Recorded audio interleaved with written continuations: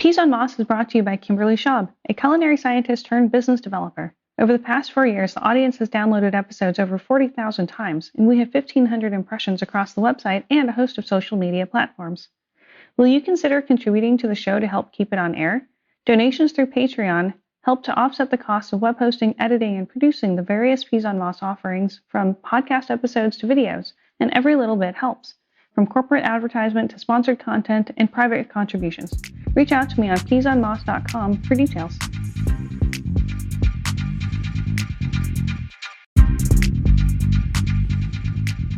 Hey, welcome to a new Quick Bite podcast episode by Peas on Moss.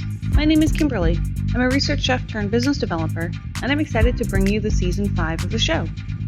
Today's Quick Bite is with Dr. Angela Shaw from Iowa State University Extension Office. She was a speaker at 2020's Research Chefs Association online conference, Powered Up. There she talked about food safety requirements in COVID, and I invited her to share about her work with Peas on Moss. As she was explaining her work as a lecturer at Iowa State, she described the unique panel that she speaks on, designed to help PhD students learn the exercise of researching a topic and taking a side, in order to understand the power and limitations of evidence-based policies. Having worked for a food startup whose nutritional claims are based on specific health research, I found it really fascinating to hear how it seems that almost any nutrition claim and its opposition could be scientifically grounded. Dr. Shaw helped me work through that aha moment and contextualized it with what we've been learning about coronavirus in the past year. Let's take a listen.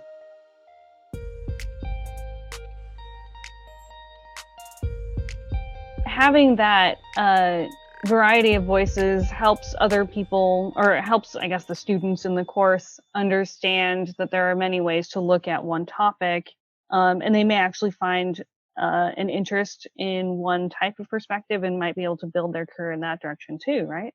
Very much so. One other course I'll mention is every year we have a raw milk debate. And it's such a fun, they switch me from each side, so against it or for it, but then they bring us in for a debate. And so we have industry people, academia, and we debate for it and against it. And that's part of an assignment for the students where they're randomly assigned to defend it or go against it. And so it's a way to bring in us as experts and have all these arguments of why you should drink it and why you shouldn't, and from a food safety perspective, yes and no.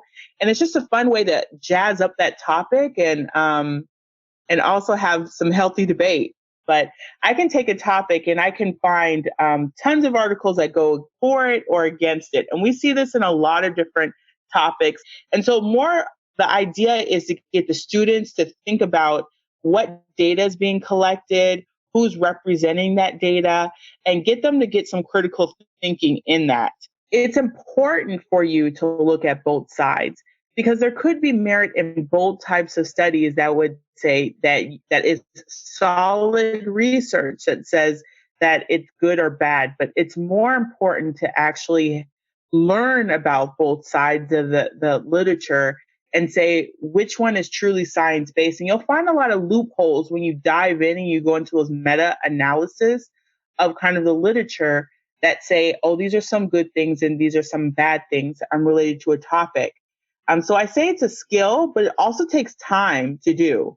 So I always teach my students that don't always go with your gut, but go with your foundation of research of what we know within microbiology and food safety, and really challenge yourself on those things as we get new research findings. Because some of the things that I learned way back in the day, we don't believe in now. I mean, that's because we've had additional research that has come out and said, we thought it was like this, but now that we have more pieces to that puzzle, we actually have a different framework for it. That's interesting. So, what I heard you say is as a PhD and as somebody who's reviewing the research literature that's out there, assess not only the conclusions and see if that helps you build a different framework, but also look at the study construct itself, the methodology being used to see how I'm trying to think of what the word would be, how robust that study is? Yes, Okay. definitely. The power. We use the word power Okay. in research, which basically says how much does this actually represent the population?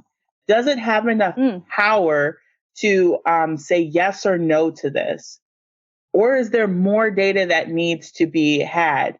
And I think the best papers always conclude with what additional data do we need? I don't think there's any research projects I've ever done where I've come to a some I've come to a conclusion of, but I've had more research thoughts or things that could have contribute or things that we don't know about to add to it. Hmm. So in that, then, I've heard mumblings that science seems so fickle because they're constantly changing their mind, and it's like, well, I don't know who you're saying is a they on that, but um, as we learn more about our world and we're building out that framework, something you said earlier is that things that you learned way back in the day are different now. That we've had more research to change that framework. How does that not look like wishy-washiness? And it does. And I think that this has been a main complaint of everybody during COVID-19. For an example, first we came out and said we didn't need masks. We didn't need to, all we need to do is wash our hands. Now we're saying everybody should wear masks.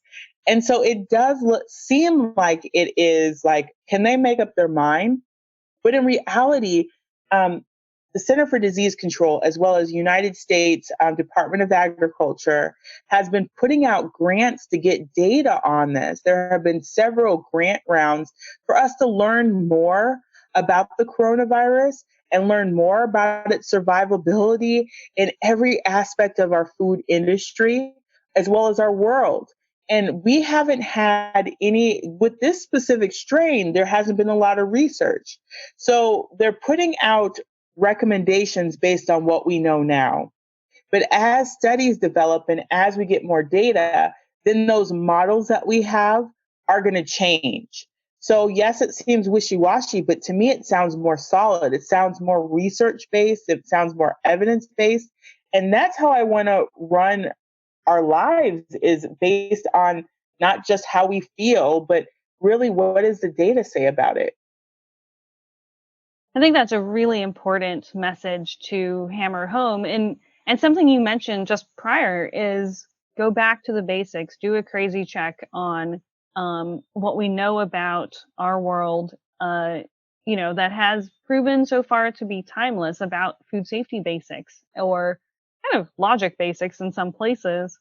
What are we doing and what are we learning today? And does this check out with the rest of our world?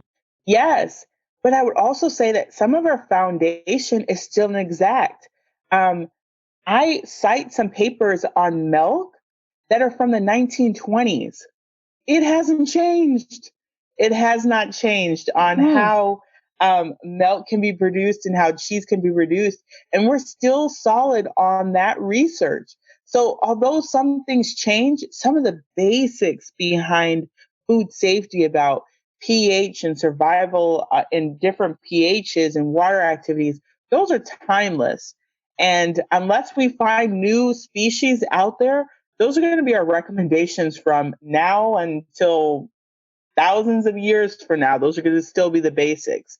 So although things change, some things still remain, and we are still citing things from the 1900s as still true today.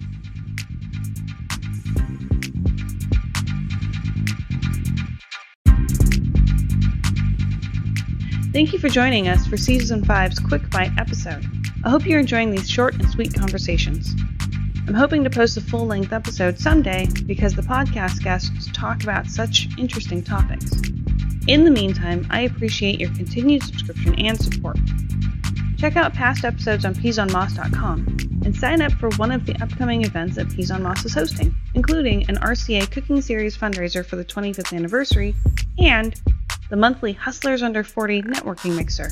No, you don't have to be younger than 40 nor a research chef to join. And we'd love to have you there. Thanks again for listening, and we'll talk again soon.